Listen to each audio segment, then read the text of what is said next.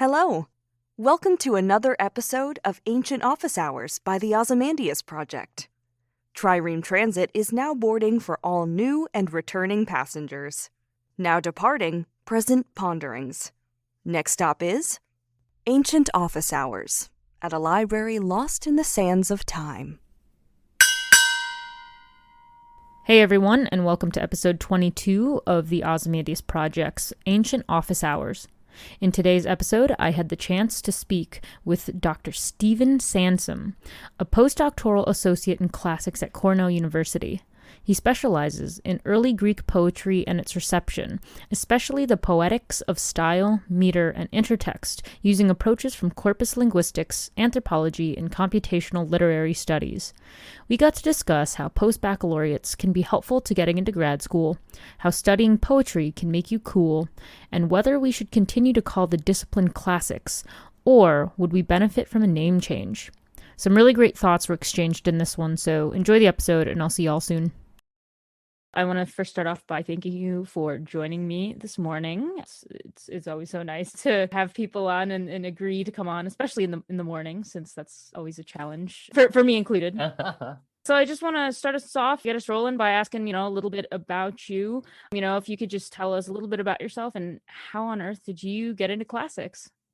Sure. So my name's Stephen, and I'm a postdoctoral associate or postdoc at Cornell University. I've been here going on 3 years now, and it's been a real pleasure. I finished up my PhD in 2018, and I study Greek and Latin poetry, mainly Greek poetry, usually Homer, Hesiod, early hexameter poetry, and can't get enough of it. So I first got into classics through a side door. I was an English major in college and was required to take a language other than English. And I was like, oh, well, I see they offer Latin here. So why don't I take that to support my study of the English language? Because aren't there a lot of Latin roots in English and everything? So I started taking Latin, and at the same time, I had some friends who I played music with who were like, you should come study abroad in Greece with us. And I was really lucky to be able to do such a thing as study abroad. We'll go to college for first off, and then also study abroad. And so I did, and had these kinds of very moving experiences on the burial mound at Thermopylae and wandering around the Agora in Athens, and these sort of profound experiences with really good friends, really good instructors, and great reading. So I was my head and heart were very full, and ended up declaring a major when I came back. And when I was finishing college, I was like, well, I really love English and classics, but it seems like I might be better positioned to get a job if I also learn how to teach Latin or something like that too, which I'd grown really fond of. And so I went the classics route after that.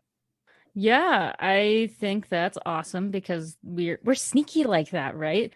I think a lot of classics departments, they never mean to hook you in terms of just, take this class and this will make you want to be a classics major. They always frame it in that, oh, well, it's totally fine. Do what you're doing. Just take a class because it'll help you be well-rounded. And then people get all enamored with the idea of Greek and Latin or some aspect of Greek or Roman architecture, culture, something. And then they just go, oh, no, you know what? I'm going to stay here. I like this. I feel like that's what they did to me, sort of. That's what they did to a lot of my friends. So it's always it's so wholesome to hear yet another story of someone who was like, no, I think I have an idea of where I'm gonna go, what I'm gonna do. Nope, never mind. I'm gonna just turn right around and do this cool thing instead, even though I have no idea where it's gonna lead me, or am I gonna get a job? Right. Yeah, that's how it kind of was.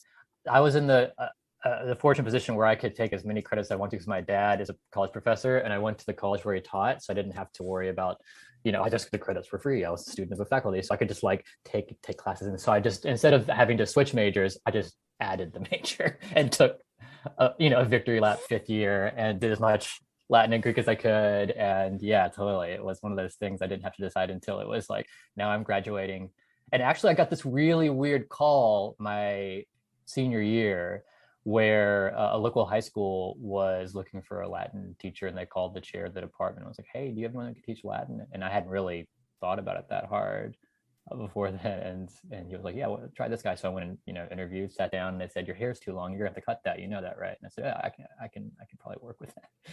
It was a lot longer than it is right now. But yeah, so I did, and I really enjoyed it for 2 years, but then wanted to write more papers. And so I went back to grad school. Well, that's something you don't hear every day. I wanted to write more papers.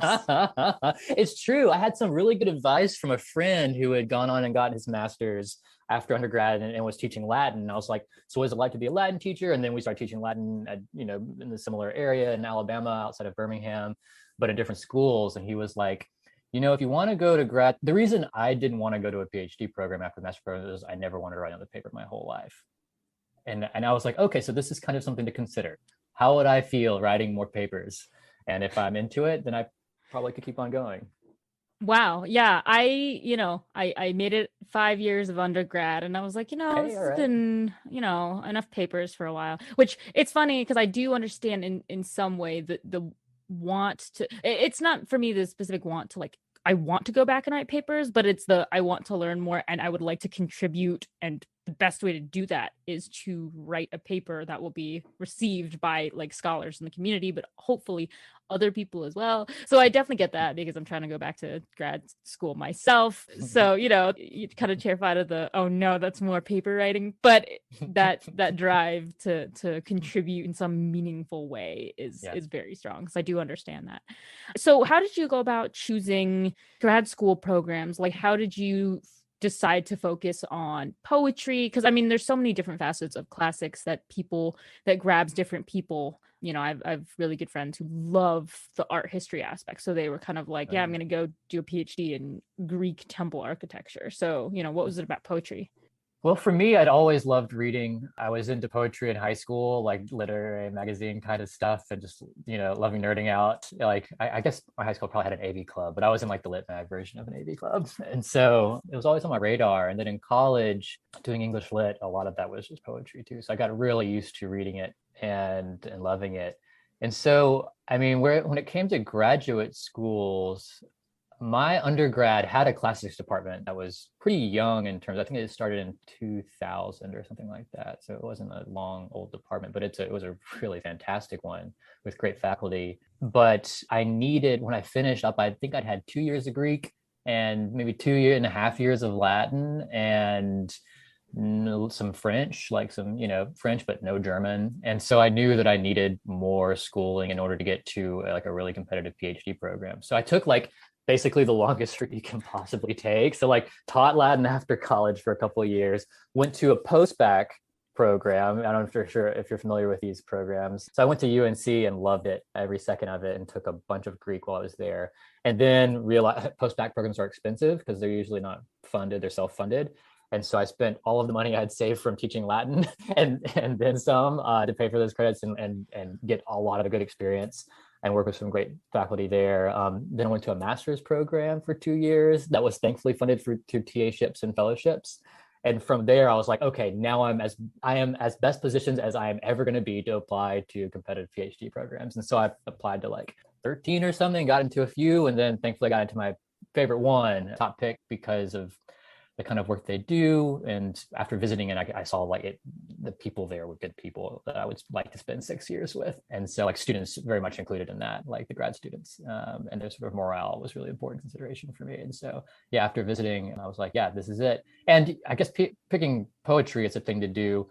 I guess by the time you go into a PhD program, you kind of have narrowed a little bit. Classics is a big umbrella, so you never have to narrow too much, but you kind of apply to work with one or two, three professors. You kind of know that you would want to do something like what they do for your dissertation. And I knew that. And I had basically written a master's thesis that incorporated one of these scholars' research heavily. And I was just like, this would be someone I would like to work with intellectually for sure. And then meeting the person, I was like, yeah, fantastic. Let's do this. Yeah, that's awesome. That's a really circuitous route. And it feels like, I think I spoke to a current PhD student right now who also kind of took a similar route, had to do a post-bac. And, one of the things that we really like to talk about is, how do we make it easier to get to where you are now? How do we make it easier for people to generally join the field and encourage them to want to stay and go on?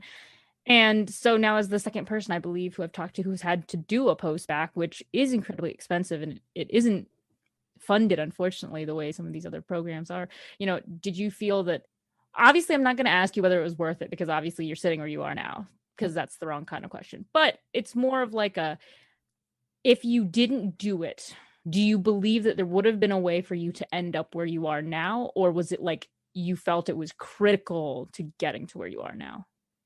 Well, coming from the undergraduate kind of small liberal arts, background, I think it was critical. It was the next step I would have needed to take in order to get into the master's program that I got into, or I'm maybe with a little bit more work, independent work, I could have gotten into a master's program without doing that, but it made my application like more convincing. And it was only 1 year, and ended up being like a fantastic year in so many other ways. Because moving to a town to go to school is, of course, like you're going there to get better at something and to learn something and make more contacts in that profession or field. But for me, it's also like I'd never really moved before. So I was kind of like leaving my hometown where I'd grown up and gone to college, and like going out into the world. And so that postbac was kind of like also that kind of life stage transition to leaving my hometown, my home state, and seeing a new place. And a lot of really good music and a lot of really good food and a lot of cool stuff like that. Like I had my first taco truck during my postbac. I never even like knew a taco truck was a thing, where you could just like walk down the road behind some like random gas station and there's like this insanely good food for like $1.50 or something like that. It was amazing. So yeah, it was good and worth it and necessary in many ways, I think. Yeah. So just in your opinion, from your experience, I suppose in my life, the people I've met who have done postbacs, they obviously never regretted it. They said it was great, but it's expensive. It is an investment and a commitment that not everyone is able to make. Just from your experience, is it something that you believe should still, like, would you encourage students to do it? Or do you think we should start making it easier to get into grad schools where if you wanted to do a postbac, you could, but it's not a requirement to get into a good program if you just don't have the means, or for whatever reason you just like that's not an option? Yeah, that's that is sort of bringing up a bigger question in the field, in graduate education in the field. Like most reasons why, like the reason why I went to postbac was to get better at the languages and literature, and to write a paper that I could use as a writing sample, like a really good one. And I was able to accomplish that, even like with the way that that not all postbacs are the same. Some of them cost more than others. So some of them, there is like actually like a price difference in some of these. So if that is like a concern, like it was for me, definitely a consideration. I think that when it comes to like language in like proficiency as a barrier to entry in a graduate program, I've never sat on a committee to like review grad applications and had to actually make those hard decisions.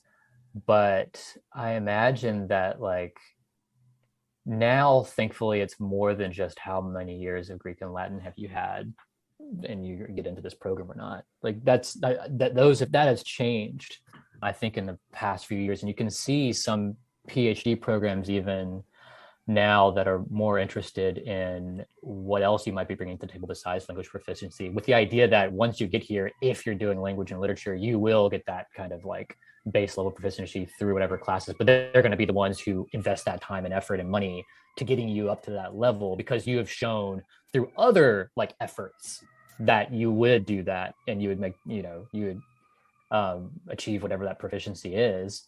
But you also are bringing really other things to the table that are important and recognized to be important, whatever that might be. So yeah, that's definitely changing. And I don't know if postbacs will change with it, because honestly, it seems like their bread and butter is language proficiency. You've got to get your Greek and Latin down before you can get into a good program, like more years under your belt, more like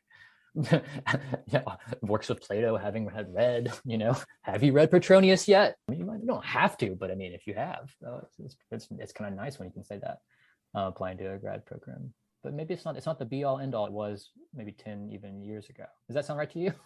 Yeah, I mean, I think it sounds right. I think, there's a lot of changing opinions because I know I had really good professors who, when I was about to graduate, definitely were urging me, hey, we think you should do a post-bac. And one professor particularly was urging me to do the one at UCLA. And he was like, this is a fantastic program. It'll get you right where you need to be, based on what you're describing. And I just said, I don't have an extra 100,000 lying around to do a 2-year post-bac. I'm sorry. And on top of that, California is expensive. Like, would I love to go? Yeah, I just don't have the means. Thank you, though. Yeah. And and he understood, and he was kind of like, no, I get it. It's really, I encourage you, if you want to go on, this is what I would do. But if you can't, I would do this instead. Right. And so, it was valuable to have that conversation. But then, I had other professors who were definitely like of the opinion that, things are changing. So I didn't have the most language experience, and they were like, yeah, would you be hampered going into, a master's program? Yes. But, I think there's the recognition that, if you want it bad enough, quote unquote, you're willing to work hard and just take up the work when it comes. So I had a professor say, I have no doubt that if you threw yourself into Greek and Latin the minute you got into a master's program, you would just take that and you would improve and you would get better every day. And so by the time I finished that 2 years master's program, they're like, I think you would be fine. You wouldn't have the most language experience, but then you continue on with the languages in your PhD program. And again, you're fine. So, I think it depends right now on kind of who you're talking to, what school of thought they're coming from. But, I personally discovered that I'm very much on the side of the professors who said, I believe that if you are willing to put in the hard work and want it bad enough, you can make up for the lack of language experience as you're going through a program. I don't think it should be a barrier. Just if you don't have this, no, you can't come here.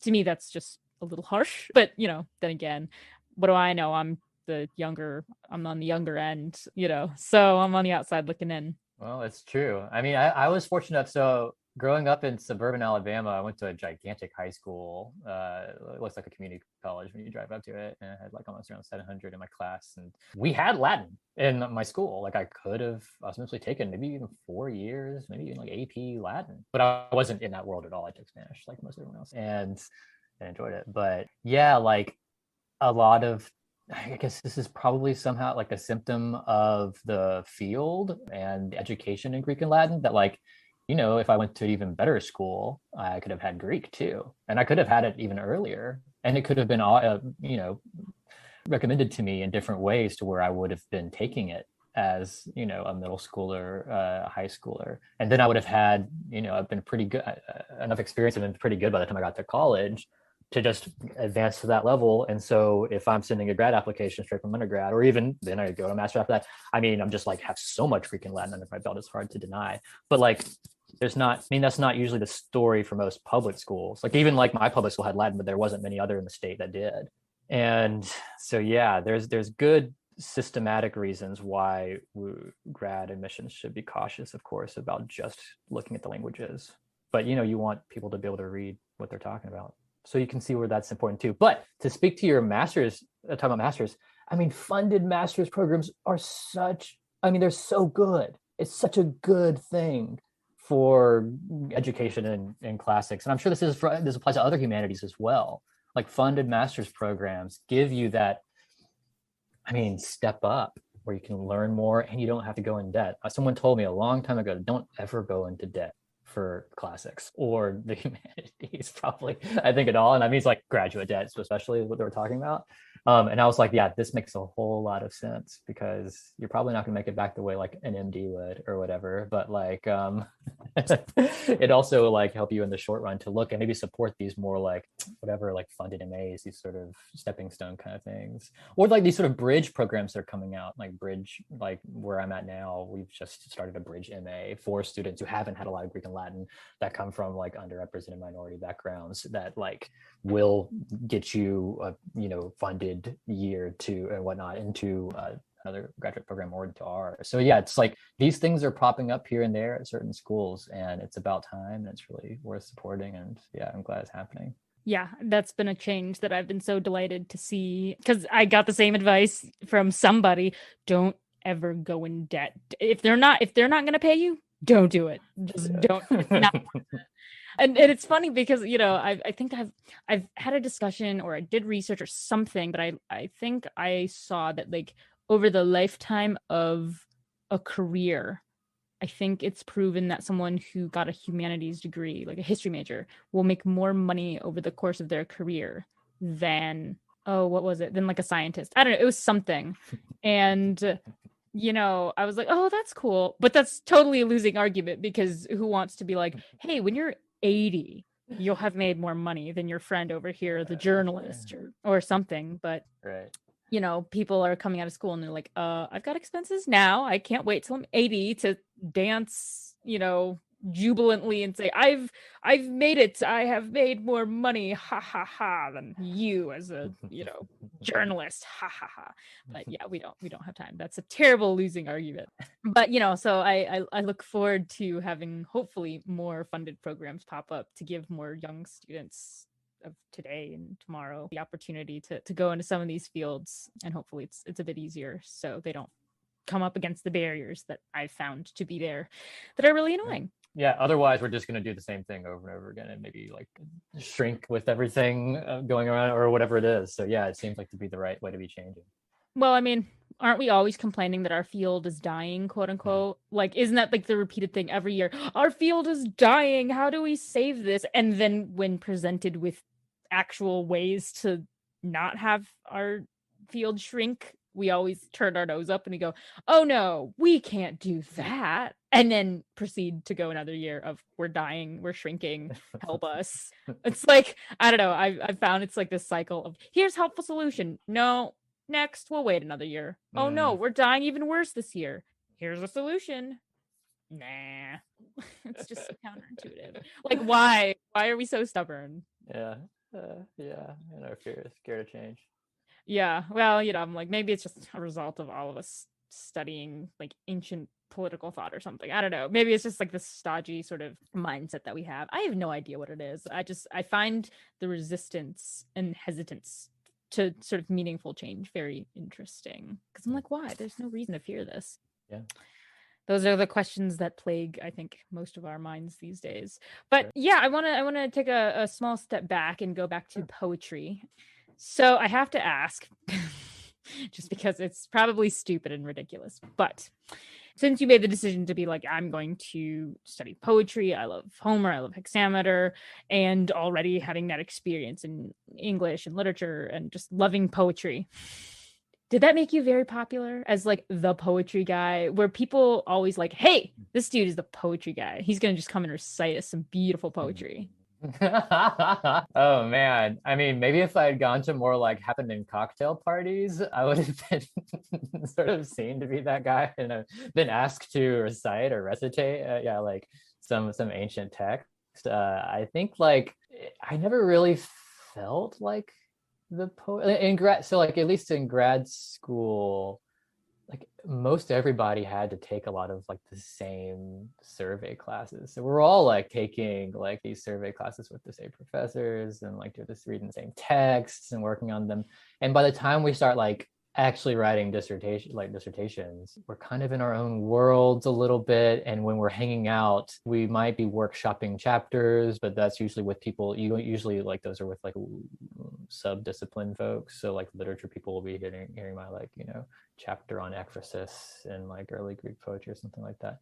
And be able to give me feedback on it or something like, so it's like you kind of get siloed, and it's almost, you have to try to get outside of that world. So luckily I was able to be involved in some like fellowship programs in which I was working alongside people from STEM backgrounds or social sciences or non-classics, non-humanities even. And for them, it was kind of like, yeah, this is, I mean, yeah, like definitely having conversations like, what's your favorite line of poetry, or like, what's your favorite like line of wisdom or like saying that you like to carry around in your head or something like that.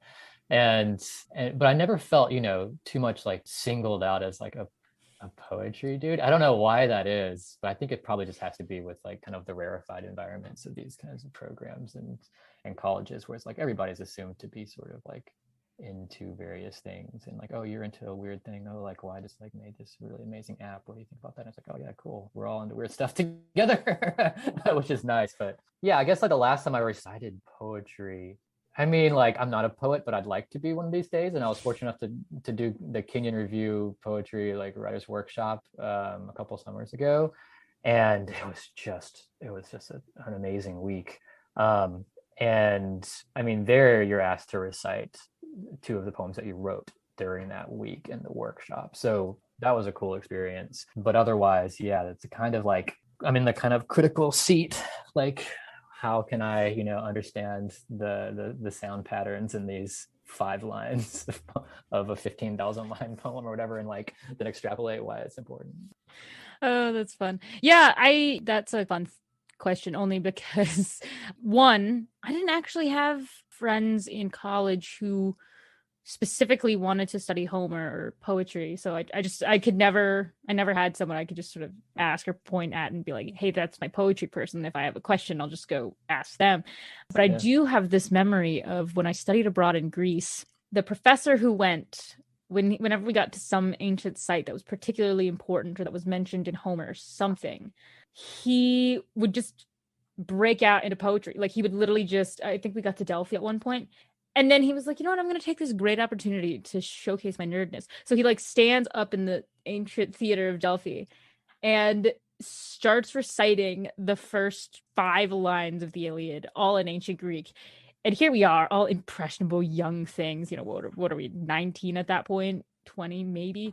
And we're just like starstruck, We're like, ooh, big, tall man with booming voice now in ancient Greek theater reciting poetry. It was exciting as, any young dude in high school who you're like super impressed with, who you're into poetry. Can you recite something for me? Like, it's so flattering.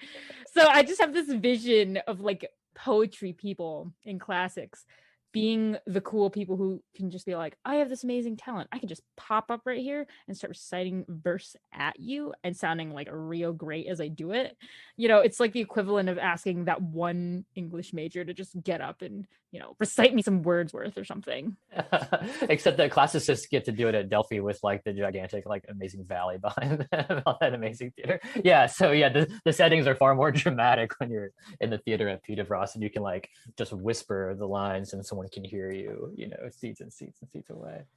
Yeah. So I don't know. That's just a fun thing that came to mind because I'm like, oh, he must be so popular. Just like the person who you just starstruck everyone, right? You get up and recite. I mean, because it's a fun skill. I mean, when I took classes trying to learn how to recite these things in hexameter, I'm like, I'm just gonna stop because I don't sound good. This is going terribly, and then that mind-crushing anxiety of, I just probably sound terrible as I'm trying to say these ancient Greek words anyway, so I'm gonna just stop now.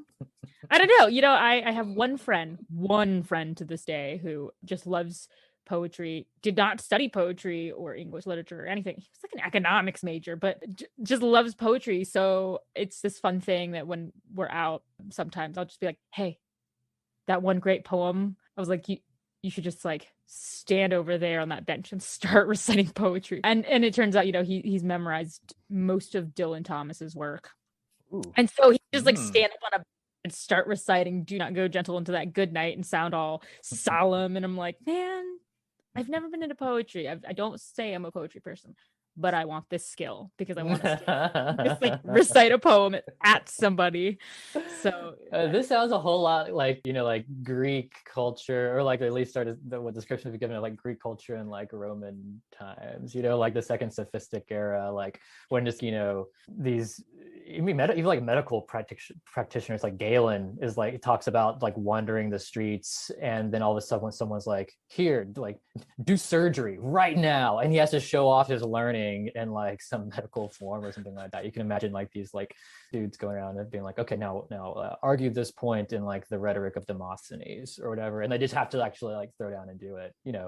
Yeah. Oh, for sure. So I don't know. I'm like, would you ever feel comfortable with all your great experience and knowledge now, just like going to, I don't know, in non-COVID times, just like going into like open mic night and being like, what fun skill do you have? Oh, let me stand up here and be like, watch this, and then just start reciting the Iliad or something.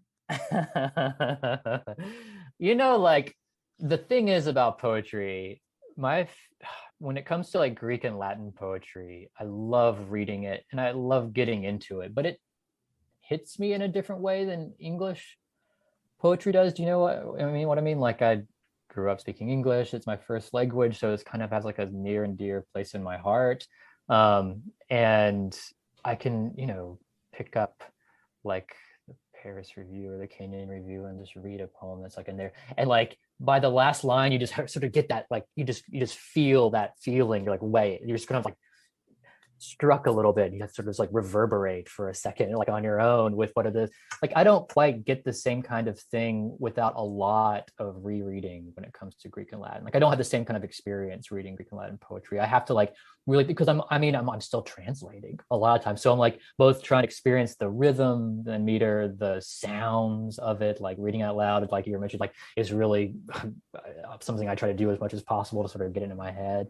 But then also like having to like pair it with meaning, you know what I mean? Like there's like the form, experiencing the form and experiencing the meaning at the same time, and when those two things converge is kind of when I get that experience of like wonder or awe or like significance or something that's slightly beyond me.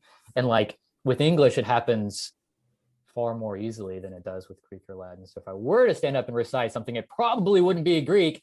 I mean, especially after what Boris Johnson did most famously with the beginning of the Iliad, just sort of spouts it off, and I think with only a couple mistakes, I think some classicists have pointed out since then. But yeah, like something about that is like it's that you're performing a lot of things, but what you're not performing is the meaning of the Iliad. To those people hearing that right then, you're not really talking about like when you're talking about the Murray Akaioi, people aren't thinking, oh, that means 1,000 or like thousands upon thousands of Greeks or like no, they're just hearing the sound, and it's a different kind of thing. So it's a different kind of movement and different kind of performance. Like what are you performing? You're performing learning, which is super cool, especially if you're being generous with it and you actually are wanting to engage.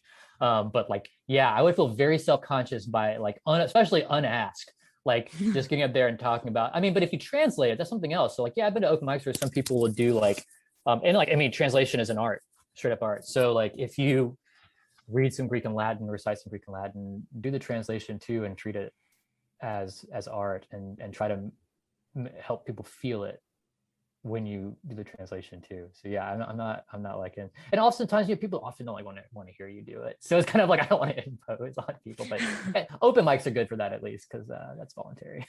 Yeah, it's just a chance to like show people like what weird skill or cool talent do you just randomly have in your back pocket that you feel comfortable showing a bunch of people who are there. Yeah. I never liked open mic nights myself, so totally understand being like, I'm not gonna just stand up and cite some epic Greek poetry at them. But you mentioned now, so obviously,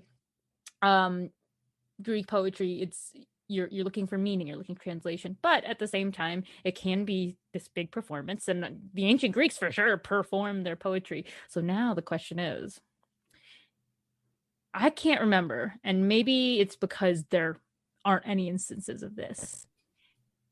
Has there been any kind of like movie or TV show that has featured an ancient Greek poem or Latin poem in Greek or Latin that has been read?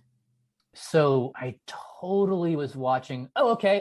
Wait, yeah. Okay. So I think it might have been The Mayor. So it's set in LA, and it's like follows around like an LA mayor and Ted Danson. It's like they recited Greek, and it was like a Greek saying, and it was like out of nowhere.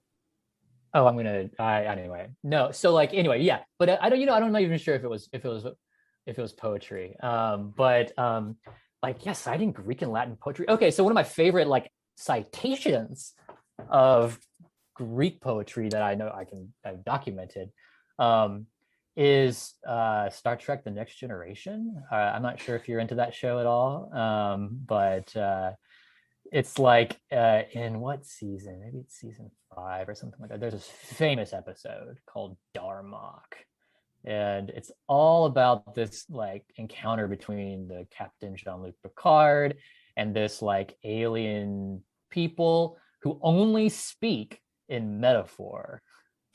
And it's like a mythical metaphor kind of thing. Like basically, like instead of saying like, oh, we're in danger and we need to work together, they say like Darmok when the walls fell, like, you know, and like they sort of have these like stock phrases that they will then recompose to communicate this sort of deeply embedded sort of buried meaning and immediate meaning. So like, yeah, Jean-Luc Picard and this like captain of this other ship have to defend themselves against this kind of like interphasal kind of monster, to basically make a treaty between their two peoples or whatever. So like they have to enter into a heroic, you know, like Achilles, Patroclus, like Gilgamesh and Kid, like these kinds of like, you know, like heroic like partnerships. Just that then, and in real life they actually have to do this, and then that then really like, you know, have like a large societal impact. So at the end of this episode, when I was watching it through my first year of graduate school,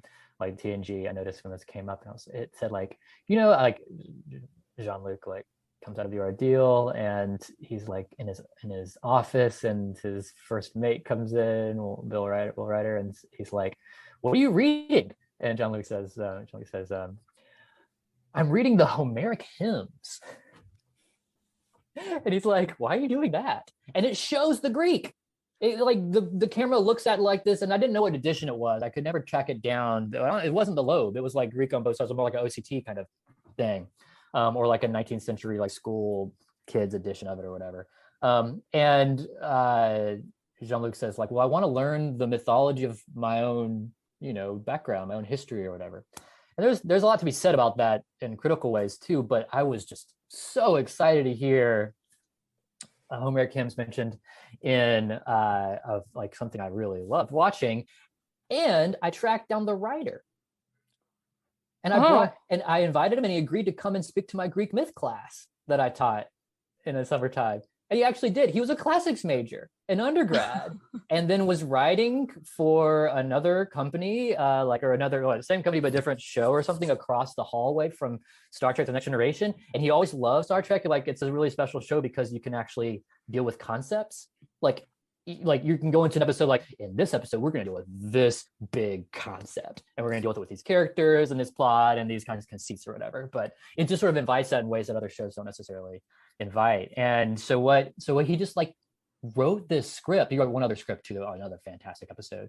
But he wrote this script and just walked across the hallway and gave it like as a pitch. He's like, here, it was just like, gave it to the person he knew that like, you know, look at the script, and the guy's like, yeah, this is great, let's do it. And it's like one of the most beloved episodes, especially of course by classicists, because it actually talks about Homeric, and it's like it deals with sort of like, especially Homerists, you're like doing with this kind of like very like kind of Homeric type performance and heroics or like performance.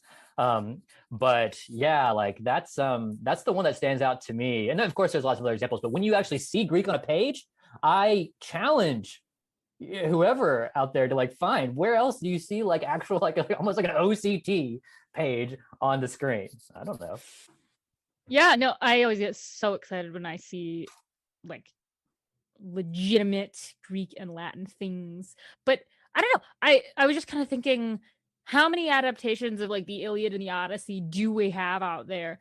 And I'm dying. I'm like, just once, can somebody start this movie or TV show with someone reciting the first few lines? Like, at least start with the, you know, rage, sing me muse of the man, you know, something. Just do that in like ancient Greek and then go into the English. You know, just I'm always begging people like, please put, you know, fun little Easter eggs for classics majors. You're using classic material, you know, for goodness sakes. I'm like, just give us something, because then, you know, otherwise I just feel like we perpetually get things like the Brad Pitt Troy, right? You know, there's some defenders I saw on Twitter, classics Twitter the other day, who was like, you know, like, come at me, Brad Pitt is the best Achilles who's ever played him. And I was just like, I was loving it. It's a hot take. I really, classic Twitter is full of hot takes, and this was like this was a real fun one. It made me want to kind of actually rewatch it because I like Brad Pitt ever since it was in the 12 Monkeys or something like that back in the day. Terry Gilliam. Yeah, like that. Yeah, but Troy was kind of hard to watch, but I kind of want to rewatch his performance. Maybe he does nail it. Yeah, but I don't otherwise like when thinking about them reciting ancient Greek at the beginning of an adaptation of the Iliad and Odyssey reminds me.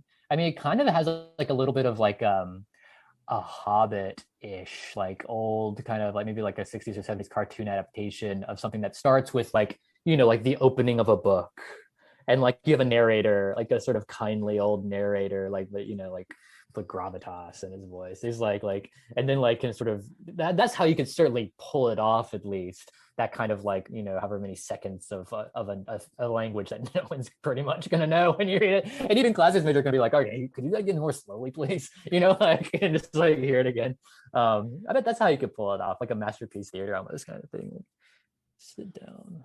Well, when you said that, my brain jumped right to the 1957 was it? The original animated Sleeping Beauty, right? The Disney movie. Yeah. Because it opens with you have literally the book Sleeping Beauty, and then it opens, and then you have like the little pictures in the page, and he narrates the whole thing before it zooms into the page, right into the procession. Yeah.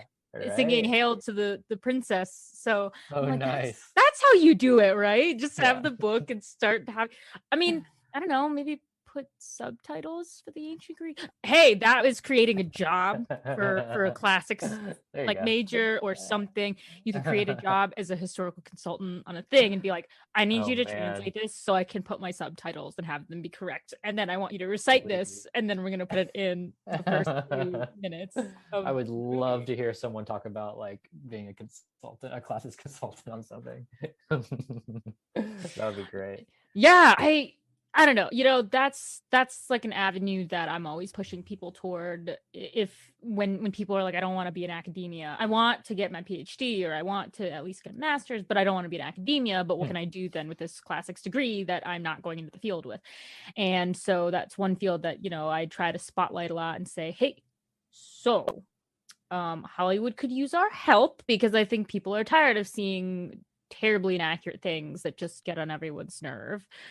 It's like every time I watch a movie about ancient Egypt, why is ancient Egypt in ruins? Like ancient Egypt is not always in ruins, okay? Like it just probably kept their buildings up, like, right? They like probably did a good job keeping everything in place. Everything's just like buried in sand, and it bothers me. It's kind of like they want to show this lost civilization because that's the power of ancient Egypt. But I'm like, okay, but if you're making something that's supposed to be in that era, it wouldn't have been lost. That's just their life. So please take away the buried buildings, put the paint job back, just like do a bunch of things that need to be done to make it actually look like it's present day.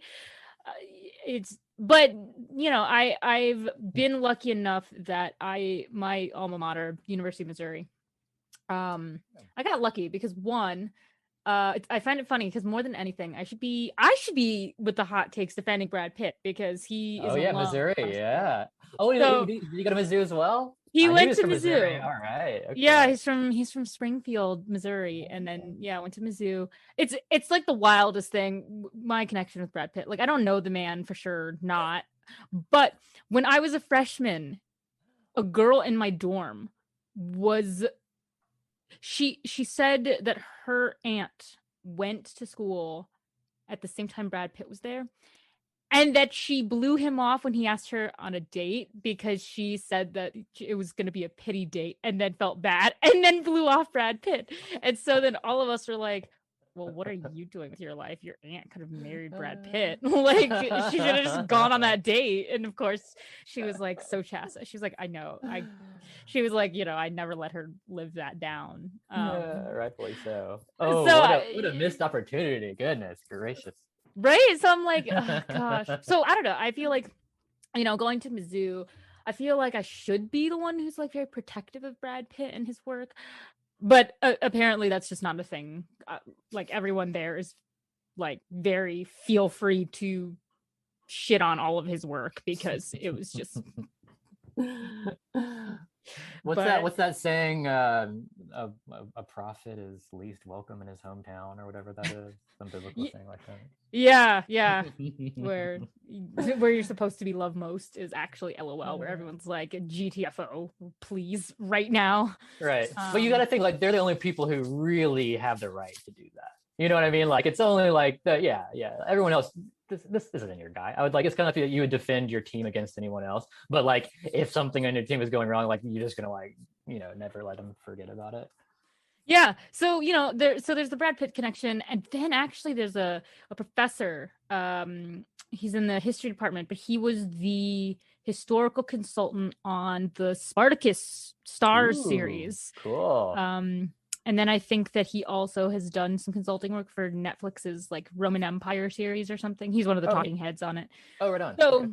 Sure. Yeah. So I'm like, he's one of the rare people within classics who has had that interaction with Hollywood. It's so, if I could talk to someone, I definitely want to talk to him about, so is this like an actual thing? Is Hollywood looking for classics majors? Because I have a bunch of people who would probably love to do that. So, how do we talk to Hollywood and say, please employ some historians? Sure. We're dying to work with you. Please, we would love to work with you to improve the stuff you're doing. And that's obviously it's a lot easier when you're trying to help out someone who's going to bring something to screen than say an author, right? I think Rick Riordan did a great job with the Percy Jackson books, but do I think that there would have been space or room or the need for him to consult an actual classicist? No, probably not. Unfortunately, I mean, he did a great job anyway, so I don't really have any complaints. But at the same time, sometimes I'm like, I wonder what those books would have looked like if he had consulted a classics major, or if he were a classics major himself. But so obviously we are looking for different career paths that classicists can take, whether that's the film and video game industry, whether that's going on and continuing and going into academia. But also there's so many other professions that you can go into that we haven't even covered. I mean, I like to say you can pretty much do anything in life and still benefit from a classics background. But I personally went the politics route. I swear I'm like a walking cliche, right? Yet another classics major goes into politics. Big whoop. I'm not about to become like the next Boris Johnson or anything, or I'm not even going to be the next Tony Fauci because LOL, not into medicine, so I can't pair classics in medicine. But, I do know that programs across the country are they're losing funding at alarming rates because people don't seem to care or think that we're important. And, what would you say to people who just say, well, it's unimportant because, hey, it's cool if you have this skill where you can read and translate ancient poetry, but like that doesn't help society, or that doesn't help me in any tangible, applicable way, so how do you stand up for yourself and for the field as a whole? What do you say? Well, this is like a question that you kind of get whenever you describe whenever like I describe sort of what I do to like a friend of the family, or like, someone that's in your like social group or affiliate group, but aren't like directly in your world, especially like academic worlds. It's like, why do you do that? And I mean, like on a society level, I mean, if you're in academia, then you're there to teach students and mentor the next generation of scholars. That's kind of what you're supposed to do. I mean, you're supposed to create knowledge, and then the business world, the practical world, is supposed to apply that knowledge in some way. So like, how does classics fit into like the production of knowledge? Like, who's going to be really interested in, sort of some like fine details of metrical position and Greek hexameter poetry, and how that kind of revolutionizes the way we read Homer. I mean, there's issues of like the concepts and then the techniques, about students just like learning how to use their minds better and refining their minds, and then going off to doing other things with those minds besides that very particular thing you teach them. I mean, it's kind of like classics exist because people want it to still, and if they ever stop wanting to, then it just shouldn't, they just won't exist probably as much, at least in most places.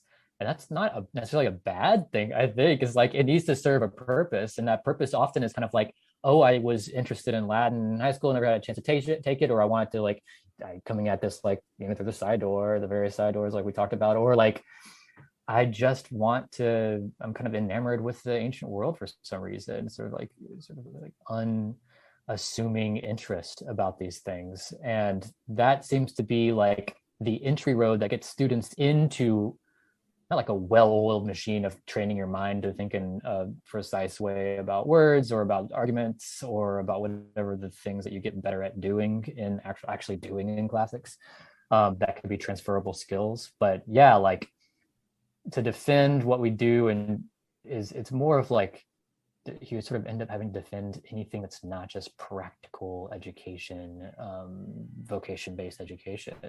So like the same arguments that we would make for classics are kind of the same arguments we make for an English major, or like, I mean, like whatever other language studies majors, unless you're like, oh yeah, but I'm wearing this, I'm going to go work there and do business in Germany or something like that, which is that's an easy answer. But if you're not necessarily like, if you're studying like medieval German, like the same answers you give to defend doing that is the kind of same. So we have a lot of like allies in defending our existence if we need to do that. I think classics is facing a lot more important arguments that I think now the outside world are seeing, like why should classics exist when it has historically been used as like the educational wing of empire and all of the colonial racist history of that. Like this is actually the conversation, these are the conversations we should be having and coming to terms with in order to be like, and should we exist or not, which is a live question, not because we're not teaching someone how to whatever, like analyze the chemical compounds of XYZ thing. Like this almost, that's almost kind of like apples to oranges. Like really what it comes down to is like, what's the history of our discipline? How are we going to come to terms with that? And then like, how can we train 18 to 23-year-olds how to think better? I mean, that's kind of like many other disciplines. So yeah, like when it comes to saving the world though, I don't know if classics can save the world. I think reading carefully with people and caring about like distributing responsibility and authority among a lot of people sitting around and talking about a book, like in a kind of like non-hierarchical ways, like in a seminar where there's like sort of voluntary like leaders who sort of rotate through things, like that kind of feels like a good sort of thing for a society as a structure, like as kind of like a mini structure in of its own self, like the seminar kind of model, not necessarily with like a professor every single day sort of leading the way, but like, yeah, changing responsibilities, like that I think is a good thing for ways to create knowledge, engage with knowledge creation, to learn new things, to experience beauty and pleasure and like the joys of reading and talking about things with people, which is a very real and a very great thing. Also very fortunate thing if you're able to do it and don't have to do other things for work. But yeah, when it comes to saving the world, like I often wonder, like, why are we all not like trying to like do climate change startups right now? Like I honestly have like, why, yeah, like why, like, so if it comes down to like that, it's a harder thing to grapple with. You really have to think about what is it that I'm doing with these other people, and is that itself somehow making the world a better place, as opposed to like applying my direct knowledge and knowledge creation in efforts to, capture methane or whatever the case may be. Yeah, I think that those are all very fair points. For sure, we need to kind of reflect on the discussions we are having and seeing how we bring those about in a very productive way. So where do you stand on the debate of do classics need a name change or a rebrand? Like, should we even be calling it classics anymore? Because this is something I think I've seen people go back and forth on, especially through classics Twitter all the time.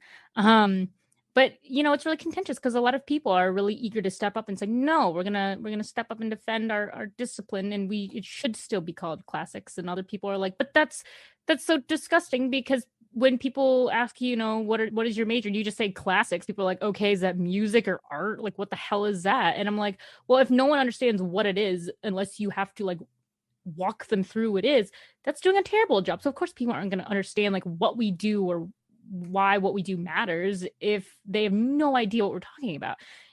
So it's kind of like, so should we change it to be more descriptive and more indicative of what we do? So like, should we call ourselves like ancient Mediterranean studies or ancient Mediterranean civilizations? I mean, if it's what you do, I think we should. I mean, it shouldn't be just, lip service to anything to change one's names. But when it comes down to it, I mean, the way I've looked at this is like recently, at least, is there's been some, like the history of the national conference was the American Philological Association, at least from the literature side of things. And there was a vote to change it to Society for Classical Studies. And it was not quite an even split, but maybe 60-40, 50, almost an even split, I think. And you get, by changing the name, we got away from the very niche sounding philology, right? Which also did not describe a whole lot of what people were doing in the association. And that was a big concern. The word philology was not a big enough umbrella to describe what we were doing. So classical studies. And that now we are seeing even more brought along a lot of its own problems. And so some of the latest work I've seen on this, like the etymology of the word classic, classical, classics, going back to the Latin, what was it originally used? And I don't have the citations for you, but like, it seems that the earliest usage of this word was a differentiation between like the values, practices, status of like senatorial elites versus the plebeian masses. So like classicus or whatever was like used to signal the good, not just like good versus bad or like virtuous versus, but like a very particular class of people and what they liked versus a very particular other class of people and what they liked. And so like when we use the word now, like when I became a classics major, I was just like, oh, this is just sort of like, the Greek and Roman stuff that the basis of all the English language stuff, like, and all these sort of all this culture and history and stuff, but kind of like naively. But now it's sort of like, yeah, this is implying in the name itself a hierarchical structure that we need to deal with. So this could, the stuff going around about changing the name, I would like, so my master's program has changed its name to Ancient Mediterranean Studies. And it makes sense because they do a variety of like ancient Mediterranean things in that department, like people studying like the East Mediterranean, the South Mediterranean, besides just like Greece and Rome or Roman Greece and things like that. So if it's something that your department actually does, like if you have people there that are going to do Hittite, if you have people there that are going to really care about Egypt in on its own terms, or Israel or wherever, like then it's very appropriate to change the name. I think so, because we imply a lot by keeping the classics name, and as far back as we can go, it's a claim of importance, and what we mean by classics is usually Greece and Rome, and by saying Greece and Rome is more important than the vague other things, we're just grabbing the baggage from some unsavory past and just carrying it along. Yeah, quite weighty topics. My department down at Mizzou actually changed its name to Ancient Mediterranean Studies last year I was in school. And I remember thinking, like my initial thought was, okay, this is fine, but what's going to be on my diploma? Like, I don't know why I worried about something as trivial as like what's written on a piece of paper, but I was kind of like, well, it will say something about me or what I do. And they told me that because I had been at the school and this was my last year, I'd be grandfathered into having classical studies remain on my diploma. So we would be the last year that would actually have classical studies on it. And, I at the time I was just like, okay, cool, whatever. So, it it's kind of nice because of that implication you were just talking about, where if I just say, oh yes, my degree is in classical studies, it makes me sound sort of elite, and it makes me sound, I don't even know, to someone who, doesn't really care about what that means. But yeah, I don't know. I realize now, though, it's something that like I can look back on, that it may make me feel really good to be like, oh yes, I'm a classical studies major. But at the end of the day, no one knows what that is. It's not helpful to describing what I studied or the range of classes that I took, because I did take more than just Greece and Rome, but oh well. And yeah, it's really interesting because it doesn't really lend, it doesn't really affect me. So I suppose it's, I could say it's just a piece of paper, right? Like it doesn't matter. But I don't know. It's small things like that sometimes I think about. But it's definitely worth a lot more discussion. And I'm very excited to see kind of where the community as a whole decides to take this in the future, because, this kind of determines the future of how are we going to look at ourselves? How are we going to present ourselves in a way that's not inherently like, I don't know, just the word classics exudes elitism. I don't know. Yeah, like that, like, right, that's the answer, plain and simple. It's just, it makes you sound really kind of elitist, and I don't like that, because that doesn't help us with the, oh well, then they're just the quote unquote shady elites living in their ivory tower. And I'm like, well, that's the last thing we are, believe me. We don't have the money for ivory towers, but by our name you would never know that. So hey, would I love the corner office with the wood panels and the I don't know, rooms filled with gold things? Yeah, sure. Too poor. Everyone in this field is too poor for that. But at the end of each podcast, I have every guest read Shelly's version of Ozymandias. Oh, yeah. And after reading or reciting, hey, poetry's your thing. I'm not going to assume that you may not have this memorized. I don't know. But after you read or recite it, if you could just like give me your thoughts on it, like your initial hot takes of like, what is the meaning of this poem? Why is it so powerful today, the day it was written? Like, what is it about this poem that just really hits us in the gut with it? Gladly. So I'm pulling it up now, and I'll read it and tell you how it hits me. This is definitely a poem I read in undergrad as an English major and loved then. So here it goes. Ozymandias by Percy B. Shelley. I met a traveler from an antique land who said, "Two vast and trunkless legs of stone stand in the desert. Near them, on the sand, half sunk a shattered visage lies, whose frown and wrinkled lip and sneer of cold command tell that its sculptor well those passions read, which yet survive, stamped on these lifeless things, the hand that mocked them and the heart that fed. And on the pedestal these words appear, my name is Ozymandias, King of Kings. Look on my works, ye mighty, and despair. Nothing else remains. Round the decay of that colossal wreck, boundless and bare, the lone and level sands stretch far away."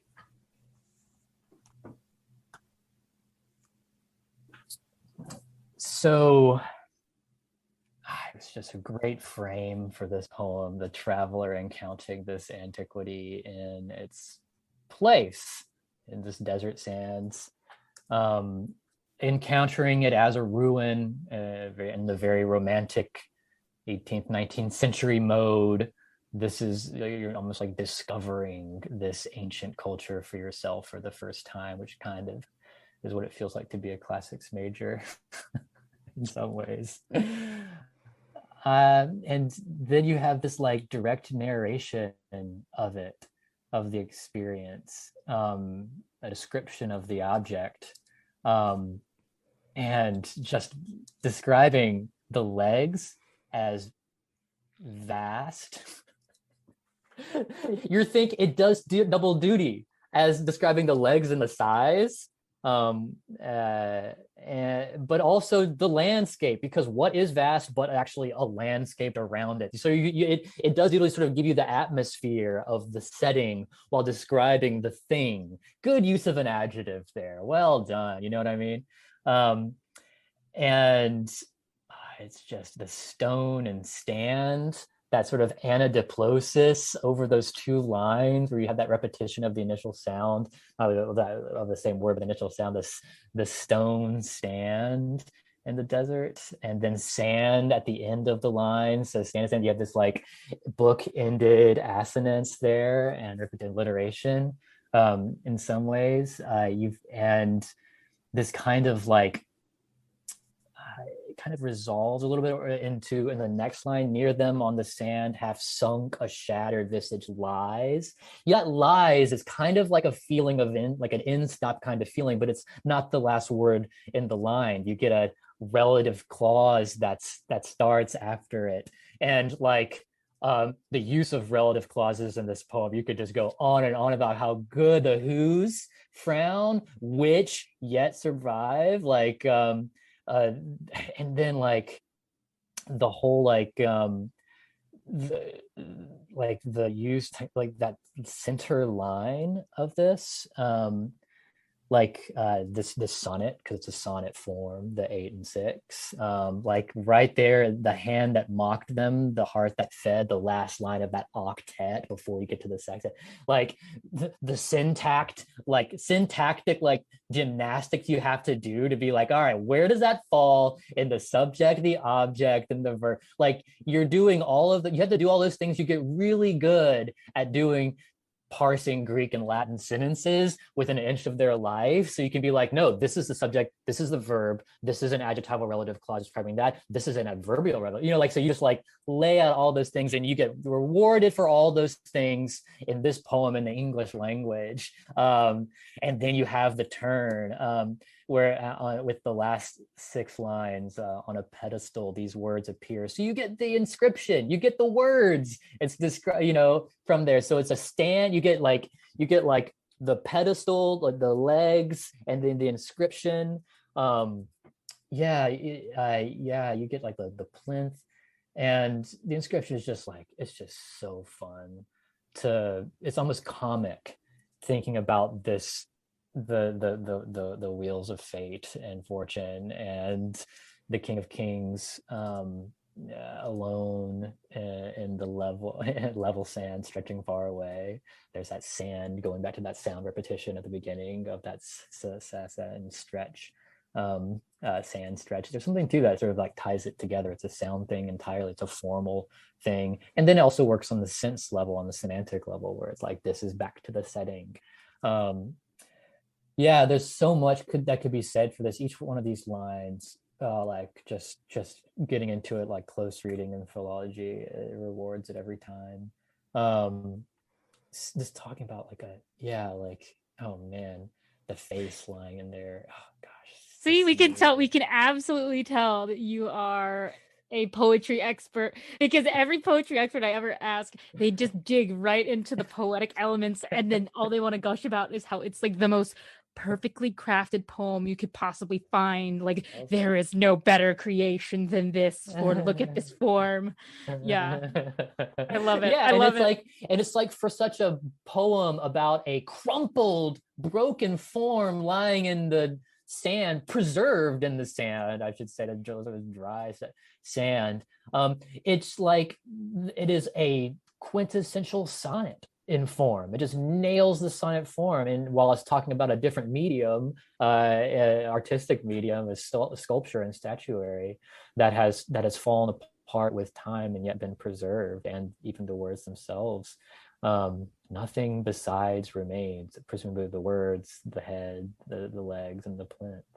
Also I will say this poem reminds me almost like rhythmically and sound wise of Yeats, The Second Coming, like especially with these kinds of breaks, and of course with like this desert like sculpture like figure. It's a sphinx in The Second Coming. Here it's Ozymandias, and I bet if you wanted to do an intertextual reading of these two, there would be something to be said about Yeats and Shelley, and these two poems together, these two sonnets together. So anyway, that was something else there that would be fun to do. Yeah. Oh, for sure. I mean, I was not particular. I don't know. This is great because I always find poetry expert like that superlative expression that we have in the poem King of Kings. We're the like nerd of nerds, right? When we want to break down the language to like, you know, dissect every inch of this perfectly crafted thing that you're like, there's nothing so perfect as this. But so I'm gonna broaden it just so I can get to the one question I always look forward to asking guests right at the very end is, so the statue is, Shelley was inspired to write this poem because of a statue of Ramesses II that was coming to the British Museum from Egypt back in 1818. And just Shelley loving Egypt and everything. And it was like the height of Egyptomania. So everything was about Egypt back then. So, you know, the poem to me is really a comment on the ephemeral nature of political power, but also human hubris. You know, he thought he was going to be the greatest king of all time, and his empire would last a million years forever. And it's gone. Like, it's just gone. And we wouldn't even know about him or his empire if it weren't for the artisan who sculpted the thing. So, you know, it says something about, hey, the little guys literally what helped you. You cannot do this alone, because if you are just sitting here like, I am the greatest, well, sorry, dude, you're not. So if we kind of look at the poem that way, is there a modern Ozymandias that you can point to and say, that's our modern day Ozymandias? I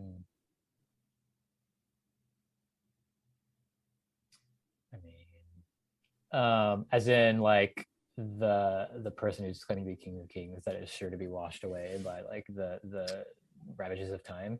It could be a person, it could be a thing. You know, I guess, you know, it's framed in the sort of like, what is something right now? It could be a person or a thing that we think is just the greatest that will last forever. But like, if we think about it, like 2,000 years from now, will it really be here? Or will people look back and be like, wow, was that weird or stupid or wrong? I don't know. I've gotten, you know, a wide variety of answers here. People definitely say a certain person. Other people, I don't know. I've gotten like the internet. Someone said an abandoned casino in Atlantic City. I mean, yeah, gasoline cars. Their days are numbered. The writing's on the wall, and it will not be long until we're not using gasoline for our vehicle, like private individual vehicles. And good riddance. Not just gas guzzlers, but gasoline. Let's move on.